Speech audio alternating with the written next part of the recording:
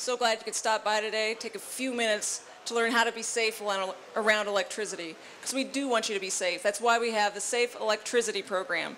You can read all about it, see more videos, find lots of great information at safeelectricity.org. I hope when you get home you take a chance to check it out. One of our major campaigns is called the TLC campaign. If you look at this sign over here, it's the Teach, Learn, Care program.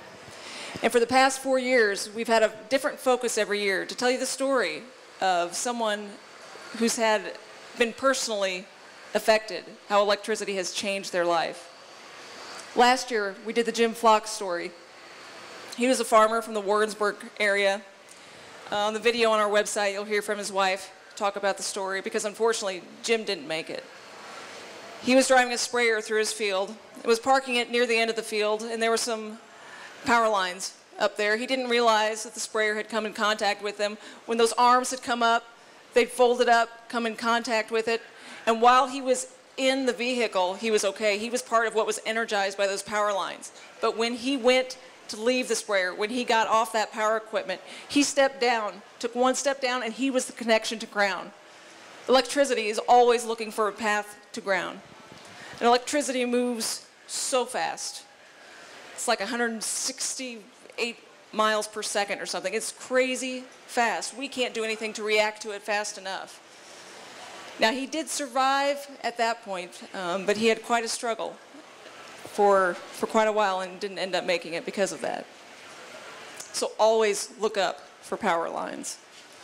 A few years ago, we had a couple of teenagers who found themselves in a car accident with power lines. And it was very fortunate that just not that long beforehand, they had attended Kyle Finley's Live Line demo show, which you see behind us because Kyle was out here earlier during the fair doing that show.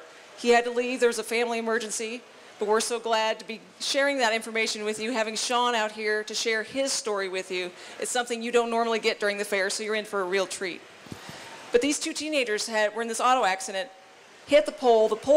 The wires from that pole had come down and landed on the vehicle. From inside the vehicle, they didn't know that. But they remembered from Kyle's presentation that if you find yourself in an auto accident with a power pole, power line, you stay in the vehicle. Don't leave. Because just like in Jim Flock's story, if you try to leave, if that car is energized, your body's going to become the path to ground. And that is a very dangerous and often deadly situation. So what you do is you call the power company. And as soon as they arrive, they will help. In the rare, very rare circumstance that the car is actually on fire, that is when obviously you need to get out. But it rarely happens. What you do then is to prevent from being the path of ground, to connect what is energized to what is not, where it's different. What you do is, you might think you're looking a little goofy, but trust me, it'll save your life. You're going to hop. You hop out of the vehicle with your feet together, and then you continue to do the bunny hop. I'm sure you've seen it at many dances, many weddings. What you do is you just bunny hop away, keeping your feet together. How far are you supposed to go? We don't really know. It depends on the accident, what might be energized, what might be along the way. Is it a fence? Is it another pole? We don't know. Keep hopping. Keep hopping till you can get help. I'm going to skip down past Shawn's story for a moment and touch on Caitlin McKenzie. Caitlin McKenzie was 12 years old, was enjoying a day of swimming in a neighbor's house with friends, and went to turn a light on the trampoline. Now that light faulted. Why? We're not certain, but it did. Caitlin didn't make it. And it was because she was still damp from the swimming pool. Water and electricity do not mix. And if you go and see her video, you will hear from her parents and her family tell her story. Now, there are some things we can do from this story and learn to do at home. Ground fault circuit interrupter, a GFCI outlet. It kicks out when there's a fault. It's going to prevent someone from feeling the effects of that fault. It's got the reset button on it, GFCI. Outdoors, you can also get them. You want to make sure if you're using any equipment. On the weekends, we try to get a lot done. We are weekend warriors. And so we use a lot of electrical equipment to help us do it. GFCI outdoor outlet. And while I'm on outlets, a really simple thing you can do around the house, this is a tamper-resistant outlet. And you can get outlets with the covers on them, but it's really easy for little kids, the little fingers, to stick it in here. You can't with this one. You have to have both prongs to be able to go in. You couldn't stick a key in here even if you tried. And they're really cheap. I think around $1 for this. Great security measure for your home. Well worth it. Now we come to Shawn Miller's story. Shawn Miller was helping out a family member, doing some work in the yard, and had an encounter with electricity. And we've already talked about how fast it moves, how we don't have time to react to it. And it's really a miracle that he's here today to be able to talk to us about it. He suffered 27 exit wounds, had 31 surgeries, to be able to make it where he is today. But I'm not going to tell his whole story. Thank you, Shawn, for being here today. Thank you for having me. November 29, 2003, my mother and I always had a ritual. After Thanksgiving, that weekend, I would go over and help her decorate for Christmas. And we'd always decorate her outside yard, and every year she would find a new area that we would add decorations to. That year, she wanted some trees that line the front of her property to be decorated. And I had played in those trees my whole life. Grew up in this house, spent 20 plus years. So that morning I got up, got dressed. It was 30 degrees out, little frost on the ground. Had a game plan, thought it through, knew what I was gonna do. My game plan was to go out to those trees, take a roll of wire of the Christmas lights, hold half of them in my left hand and toss the others up, and then walk them around. What I didn't think about that morning is what almost killed me, the power lines that ran above those trees that I had seen for 20 plus years. I didn't even think about it that morning. They never entered my mind that I might come in contact with 7,200 volts of electricity, which is what I got into. After the accident, they think I was alone for 3 to 5 minutes before my mom found me. And what she came out to find was me laying on the ground, smoke rolling out of the back of my head, my chest on fire, and smoke rolling out of my back from my exit wounds. The electricity left my body in 27 places from the top of my head to the bottom of my feet. When she found me, I was unconscious, unresponsive, no pulse, no heartbeat. I did come to on my own there and actually thought she was hurt because she was sobbing, and tried to get up and see what was wrong with her. And her and my father held me down and explained that I was really hurt, to just lay still, that an ambulance was on the way. I drifted in and out several times between that point and the point they took me to the community hospital, where I have a very large family, extended, and I came to in the hospital and woke up to all 7 of my brothers, their wives, their kids, my wife's family, their kids, about 25, 30 people. And we later found out that the only time they ever allow that is when they don't expect the person to live and they want to give them a chance to say goodbye. At that point, they lifelined me to Wishart Burn Unit in Indianapolis, and put me in an induced coma for 6 days so that they could deal with the severity of my wounds. I found out later from my wife that they gave me 0 chance to live, and by the grim chance that I did survive, I would be in the burn unit for 2 to 2.5 years, with a recovery time of 5 to 6 years on top of that. I came out of the coma 6 days after my accident. A lot of people don't know the difference between an electrical burn and like a campfire burn. If you get burned at a campfire or on a stove or something, you burn from the outside in. Electricity burns you from the inside out. one of the major exit wounds I had was my chest, right above my heart, and that was the one they addressed first because of my organs and all that. So they treated it, closed it up, and then started dealing with removing my arm and my finger and all my other exit wounds.